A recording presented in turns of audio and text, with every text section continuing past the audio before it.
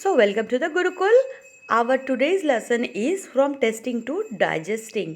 बच्चों आज हम करने वाले हैं अपनी EVS टेक्स्ट बुक का थर्ड लेसन जो है टेस्टिंग टू डाइजेस्टिंग। मैं पहले समरी बता दूं कि इस लेसन में हम पढ़ने क्या क्या वाले हैं। तो यहाँ पर जब बच्चों आप खाना खाते हो तो खाना खाने से आपका खाना आपके माउथ से होकर जो एक सफ़र तय करता है, लंबी दूरी तय करता है डाइजेशन होने तक, हम यहाँ पर उस पूरे सफ़र के बारे में जानेंगे। पहले इसकी इंटरेस्टिंग सी एक शुरुआत करते हैं और अपने एनसीईआरटी टेक्स्ट बुक में एक छोटी सी जो एक इंसिडेंस जो डिस्कस करी हुई है मैं उसको थोड़ा सा आपको समराइज़ करके बता देती हूँ। डिफरेंट टाइप ऑफ टेस्टेस के बारे में ये है, अलग अलग तरह के टेस्ट होते हैं जिसके बारे में इस इंसिडेंस में बताया गया है। अब झुम्पा और झूलन दो लड़कियाँ हैं जिसकी और उसकी माँ है। यहाँ पर क्या हो रहा है कि झुम्पा रसोई में जाती है और माँ से लिपट जाती है और बोलती है मैं नहीं खाऊंगी माँ, करवे करेले, मुझे तो तुम गुड़ रोटी ही दे दो। इस पर माँ ने हंसते हुए कहा, कितना मीठा खाओगी, सुबह भी तो तुमने चीनी वाली रोटी खाई थी। अब यहाँ पर क्या होता है, फट से कौन आता है, झूलन आती है और झुम्पा को चिढ़ाती हुई बोलती है, तुम बोर नहीं होते क्या एक ही तरह के स्वाद की चीज़ें खा खा कर। इस पर झुम्पा तपाक से बोलती है, तुम बोर नहीं होती क्या इमली चाटते चाटते। आप भी बच्चों ऐसे भाई बहन आपस में झगड़ा करते होगे ना कभी। झुम्पा को पसंद है ज़्यादा गुड़ खाना और झूलन को क्या पसंद है, इमली चाटना। तो इस तरह से हर एक की अपनी अपनी पसंद होती है, लेकिन हमें एक ही स्वाद बार बार खाना पसंद नहीं आता। हर तरह के स्वाद हमें खाने चाहिए और हमें अच्छे लगते हैं। अब यहाँ पर झूलन क्या बोलती है, झूलन बोलती है, मैं तो मीठा भी खाती हूँ, नमकीन भी खाती हूँ, हाँ खट्टी इमली मुझे बहुत ही पसंद है, पर मैं करेला भी खा लेती हूँ। यह कहकर झूलन जो है वो माँ को देखती है और दोनों जोर से हंस पड़े। झूलन झुम्पा से बोलती है, ठीक है चलो एक गेम खेलते हैं। अब बच्चों उन्होंने क्या गेम खेला, झूलन ने झुम्पा को क्या किया, आंखें उसकी बंद कर दी है और अलग अलग टेस्ट की चीज़ इसके मुंह में डालती है और जिसे किसने यहाँ पर वो आइडेंटिफाई करती है कि उसके उसके मुंह में जो जाने वाला है उसके टेस्ट से कभी उसने खट्टा नींबू डाला है, कभी उसने गुड़ डाला है और तरह तरह की चीज़ें डालकर उसने उसको खिलाया। और उसके बाद उसने क्या करी, तली हुई मछली को तो बिना चखे ही झुम्पा ने ऐसे ही पहचान लिया। क्यों? क्योंकि जब आप देखते होगे मछली जो होती है ना उसकी स्मेल जो होती है बहुत स्ट्रांग होती है। तो जबकि आपकी आंखें बंद है तो जैसे ही खाने का कुछ सामान आपके मुंह के पास आता है तो ऑब्वियसली वो नाक के पास आ जाता है, तो वहाँ से आपको उसकी स्मेल मिल जाती है। तो कई बार आप बिना खाए ही कुछ पहचान लेते हो और जो चीज़ें आपको स्मेल से पता नहीं लगती फिर खाने के बाद कुछ कड़वा सा है, कुछ खट्टा सा है, कुछ नमकीन सा है और एक चम्मच कुछ भी खाते हो तो आपको अलग अलग तरह की चीज़ों के टेस्ट पता चलते हैं। ठीक है। अब झूलन जो है ना एक चम्मच में करेले की सब्जी ले आई। झुम्पा ने आंखों पे जो पट्टी बांधी थी वो खोली और झुम्पा हंसते हुए बोली, अब लो खिलाओ। क्यों? क्योंकि जब उसने पट्टी बांधा था तो उसे खिला दिया करेला और लेकिन वो पहचान नहीं पाई कि वो क्या खा था। बच्चों यहाँ पे कुछ एक्टिविटीज़ दी हुई है और उसके क्वेश्चन आंसर्स दिए हैं डिस्कस करने के लिए, जिसके आंसर मैं आपको डिस्क्रिप्शन में प्रोवाइड करा दूँगी और आप अपने आप से भी थोड़ा ये करने की कोशिश करना। ये क्या एक एक्टिविटी है बच्चों जिसमें आपको क्या करना है, आंखें बंद करके कुछ चीज़ों के स्वाद आपको पहचानने हैं। तो आप उसके बाद आपको अपने जो है ना यहाँ पे पता करना है कि कौन से टंग के कौन से पार्ट में आपको उसके टेस्ट पता लग रहे हैं। ठीक है, आगे चलते हैं बच्चों हम यहाँ पर।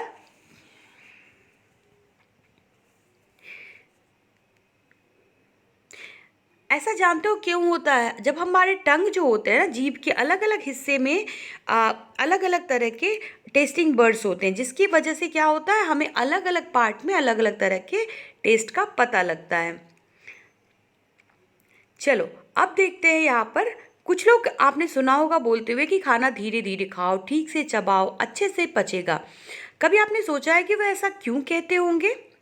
क्योंकि जब कोई आप सख्त चीज़ जैसे अमरूद खाते हो तो उसे मुंह में डालने से लेकर निगलने तक उसमें बहुत सारे बदलाव आते हैं और हमारे मुंह में एक बहुत ही स्ट्रॉन्ग जो एसिड होता है उसको वो लार होता है जो हमारे खाने में जो भी आप खाना खाते हो वो शरीर के रास्ते आपके डाइजेस्टिव ऑर्गन में पहुंचता है, वो उसमें उसकी मदद करता है।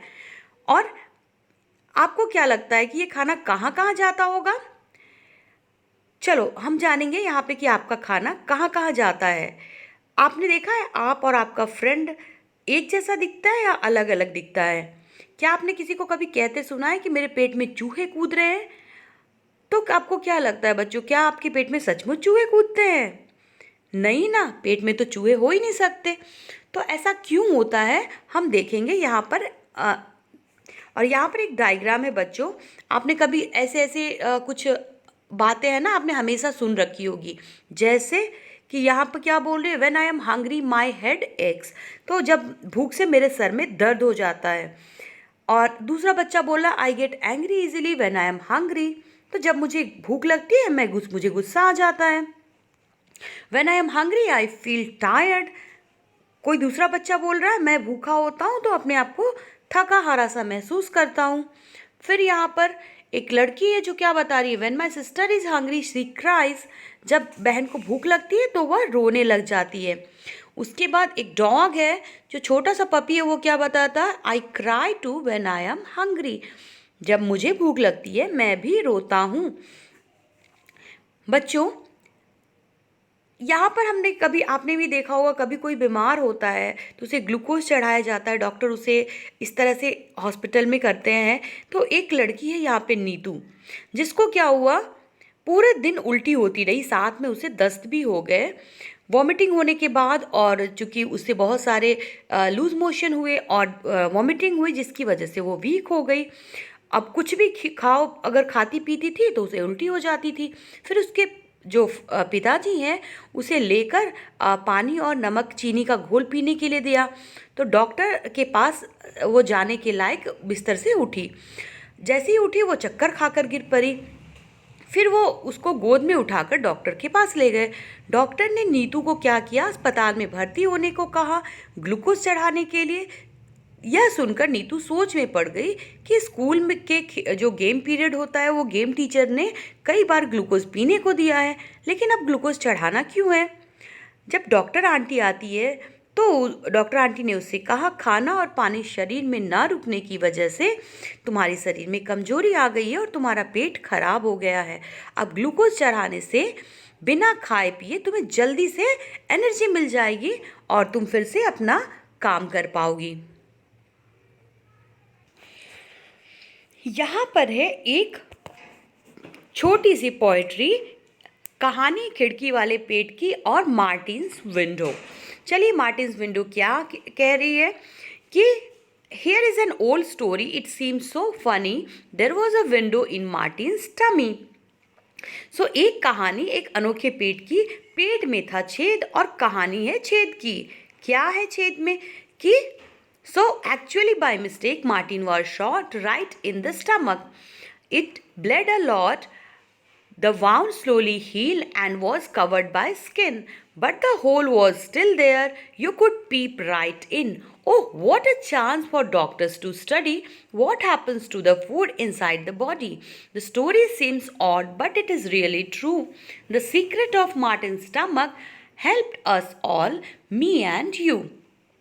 तो एक ये छोटी सी पोएट्री है बच्चों, जो जिसको लिखने वाले हैं राजेश उत्साही। ये चकमक एक नाम की एक मैगजीन आती है जिसमें ये पब्लिश हुआ था और ट्रांसलेट किया गया था इसे अनुपमा लाल के द्वारा। तो क्या है, एक छोटी सी कहानी है, एक कहानी पेट की, जिसमें मार्टिन नाम का एक फौजी है। भूल से क्या होता है, उसके पेट में एक गोली लग जाती है। अब जब डॉक्टर उसका इलाज करते हैं ना तो गलती से उसके पेट में रह गया एक छेद। डॉक्टर ने क्या किया, इसे बना लिया एक खेल। कैसे, बातें जान ली उसके भेद की, सुनो कहानी एक अनोखे पेट की। जब चाहे तब उसमें झांक लें, अंदर का सारा हाल भांप लें।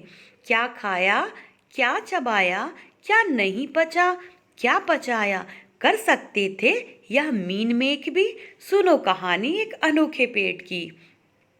चीजें जो करती थी गड़बड़, उन्हें डालकर हाथ झटपट बाहर निकाल सकते थे, बदले में नया खाना डाल सकते थे। हाँ, भात दाल और सेव भी, सुनो कहानी अनोखे पेट की।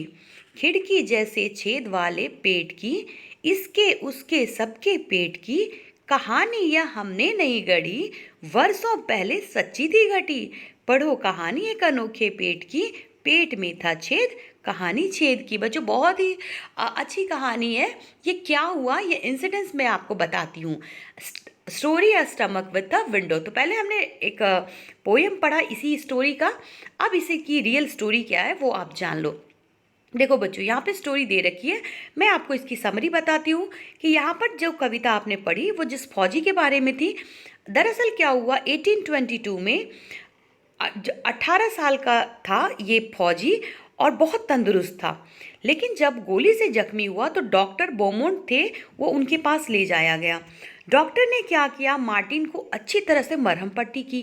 धीरे धीरे उसका जख्म ठीक होने लगा, पर पेट का छेद गोली लगने की वजह से पूरा नहीं भरा। लगभग 1.5 साल बाद डॉक्टर ने देखा कि मार्टिन के पेट में एक अजीब सी खिड़की सी बन गई है और पेट की चमड़ी ने क्या किया है, बढ़कर छेद को ढक तो लिया है, लेकिन ठीक वैसे ही जैसे फुटबॉल का एक वॉशर होता ना बच्चों, ये जैसे कि चमड़ी की तरह ऊपर से रहता है, एक तह सी बन गई है, लेकिन नीचे की तह दबाने पर पेट में झांका जा सकता है।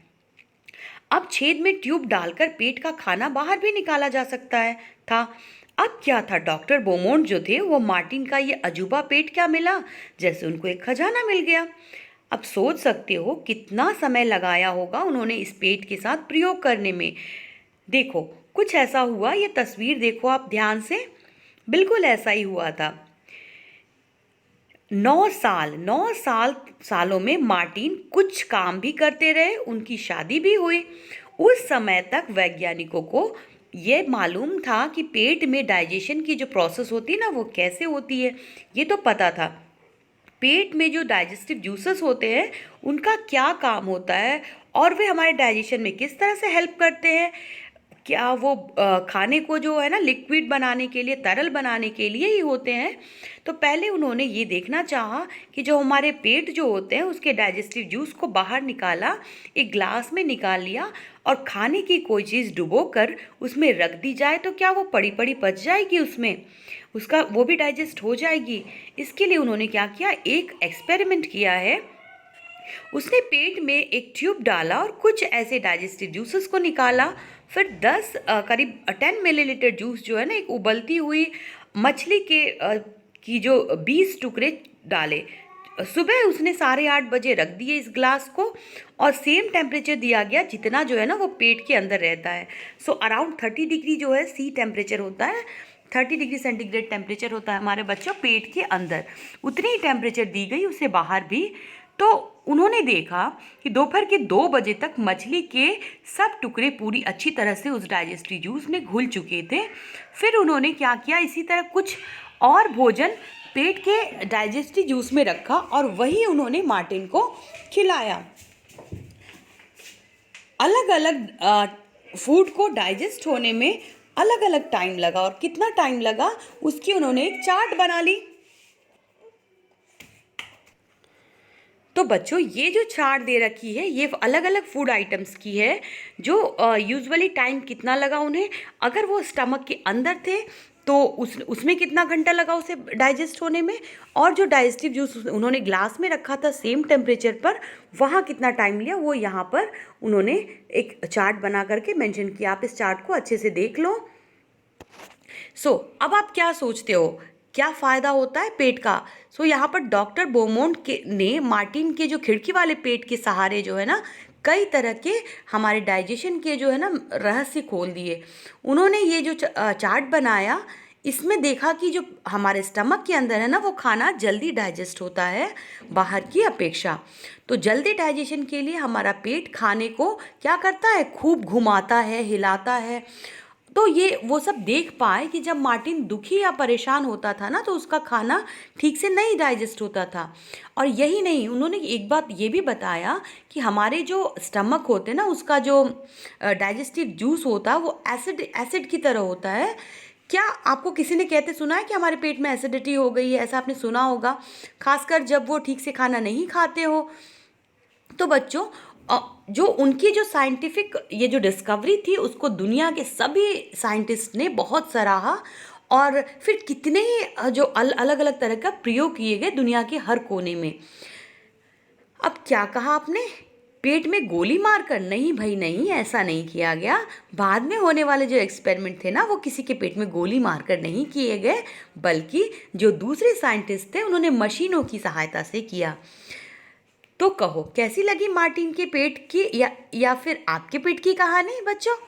तो ये कहानी जन अनीता रामपाल ने लिखी थी, चकमक, जो कि प्रकाशित हुई थी अगस्त 1985 में बच्चों। तो चलो अब थोड़ा सा हम चर्चा करते हैं कि यहाँ पर सही खाना और सही सेहत क्या है। यहाँ पे आप दो बच्चों की तस्वीर देख रहे हो बच्चों। एक डॉक्टर अपर्णा के पास दो बच्चे आए थे, जिसमें एक रश्मि और एक कैलाश, दो बच्चे जो आप तस्वीर में दिख रहे हो। और दोनों बच्चों से डॉक्टर अपर्णा ने बातचीत की। अब बातचीत से जो जानकारी मिली वो क्या लिखी है, देखो। रश्मि की उम्र है 5 साल, कैलाश की उम्र है 7 साल। अब 3 इयर्स की रश्मि जो है ना वो लगती है। अब उसके हाथ पैर काफ़ी पतले और पेट फूला हुआ है, वो अक्सर बीमार भी रहती है। पर 7 साल का जो कैलाश है वो उम्र से काफ़ी बड़ा लग रहा है, शरीर काफ़ी मोटा और थुलथुला है, पैरों में दर्द रहता है, फुर्ती से कोई भी काम नहीं कर पाता। और जो रश्मि है वो थकान के कारण बहुत बार स्कूल भी नहीं जा पाती, खेलने की ताकत भी नहीं होती। पर कैलाश जो है वो बस स्कूल जाता है और दिन में कई घंटे टीवी देखता है। रश्मि खाना कितना मिलता है, तो रश्मि पूरे दिन में थोड़े से चावल या फिर एक आध रोटी भी मिल पाती तो समझो उसे बहुत मिल गया, क्योंकि रश्मि इतना ही खाना उसे मिलता है। लेकिन अगर कैलाश की बात करें तो कैलाश का घर का बना खाना उसको पसंद नहीं आता। दाल चावल रोटी सब्जी इन सब से वो दूर रहता है। उसे बाजार के चिप्स बर्गर कोल्ड ड्रिंक्स बस यही पसंद आते हैं। अब डॉक्टर क्या करते हैं, उसने दोनों का जो हाइट है वेट है उन दोनों को मेज़र किया और फिर उस पर टेस्ट करी। फिर दोनों बच्चों को कहा कि तुम्हारी बीमारी का एक ही इलाज है। ऐसा क्यों? बच्चे दो हैं, बीमारियां अलग है, कोई मोटा है कोई पतला है, लेकिन दोनों का एक ही इलाज जानते हो वो क्या है? वो है राइट फूड, यानी कि सही खाना। सही खाना बहुत इंपॉर्टेंट है बच्चों। अब मैं दिखाऊं आपको, क्योंकि यहाँ पर सही खाने से मतलब क्या है, एक बैलेंस डाइट। अब देखो बच्चों, यहाँ पर जो भरपेट खाना है वो हर बच्चों का राइट्स होता है। अब बच्चों, हर बच्चों के लिए प्रॉपर फूड जो है ना हर बच्चे की राइट होती है। जैसे आपने दो बच्चों की कहानी पढ़ी, वहाँ पर क्या है, रश्मि जो कि एक प्रॉपर मील नहीं मिल पाती क्योंकि वो बहुत गरीब है और उसके पास खाने के लिए पैसे नहीं हैं। तो ऐसे ही बहुत रश्मि जैसे हाफ ऑफ द चिल्ड्रन हमारी जो कंट्री के हैं वो रश्मि जैसे, जिनके पास इनफ खाना नहीं मिलता 2 वक्त का, जिससे कि वो डेवलप कर पाए प्रॉपरली। और ये बच्चे वीक हो जाते हैं और बीमार हो जाते हैं। बट यहाँ पर क्या है, हर बच्चों को एक प्रॉपर डाइट मिलना उनका ये अधिकार ही नहीं, उनका एक हमारे जो गवर्नमेंट है इसने बहुत सारी पॉलिसी भी लाई है कि बच्चों को प्रॉपर डाइट जो है, बैलेंस डाइट हर बच्चे को मिल सके। एक छोटी सी स्टोरी है बच्चों, कालाहांडी डिस्ट्रिक्ट है उड़ीसा की, उसको पढ़ लो। कालाहांडी डिस्ट्रिक्ट की ये कहानी है कि ये आप जो तस्वीर देख पा रहे हो बच्चों, ये गोमती है जो 30 साल की है। गोमती काम करती है खेतों में और जो अमीर किसान होते हैं ना वो उसके यहाँ काम करती है और बहुत हार्ड वर्क करती है। लेकिन बहुत हार्ड वर्क के बाद उसे बहुत ही कम पैसे दिए जाते हैं। इतने कम पैसे होते हैं बच्चों कि उससे वो अपनी फैमिली को भरपेट खाना भी नहीं खिला पाती। कुछ महीने तो उन्हें कोई वर्क ही नहीं मिलता, कुछ काम ही नहीं मिलता। तो ऐसे सीज़न में क्या होता कि वो पत्तियाँ और जड़ खाकर जंगल में अपना गुजारा करती है। गोमती और उसके बच्चे बहुत ही वीक हैं और भूख से बीमार पड़ जाते हैं और भूखे रहते हैं, जिससे कि प्रॉपर डाइट नहीं मिल पाती। कुछ साल पहले उसके हस्बैंड की भूख से मौत हो गई। बहुत सारे यहाँ पर कालाहांडी डिस्ट्रिक्ट जो है वहाँ बहुत ज़्यादा मात्रा में चावल ग्रो किया जाता है। राइस जो है दूसरे स्टेट्स में भी भेजा जाता है यहाँ से। बहुत बार ऐसा होता है कि राइस को गोदाम में रखा रखा वो सड़ भी जाता है। और ये जो है ना काला हांडी की ही नहीं, बहुत सारे ऐसे पुअर हैं जो गोमती जैसे हैं जो भूख से मर जाते हैं। आप सोचो, इतना खाना वेस्ट होता है और लेकिन ऐसे लोगों को खाना नहीं मिल पा रहा, गोमती जैसे लोगों को।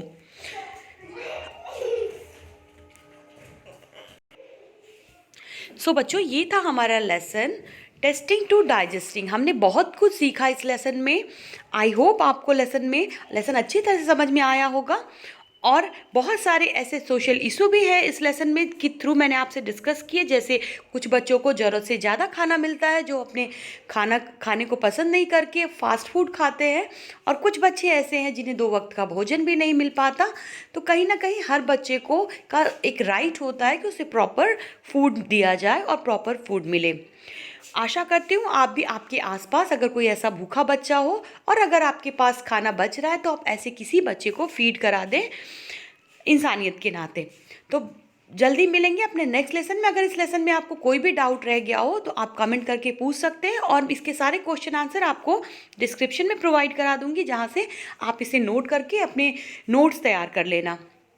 जल्दी मिलती हूँ नेक्स्ट वीडियो में, जहाँ हम करेंगे नेक्स्ट लेसन हमारे EVS टेक्स्ट बुक का। तब तक के लिए don't forget to like, share and subscribe, and yes, thanks for watching.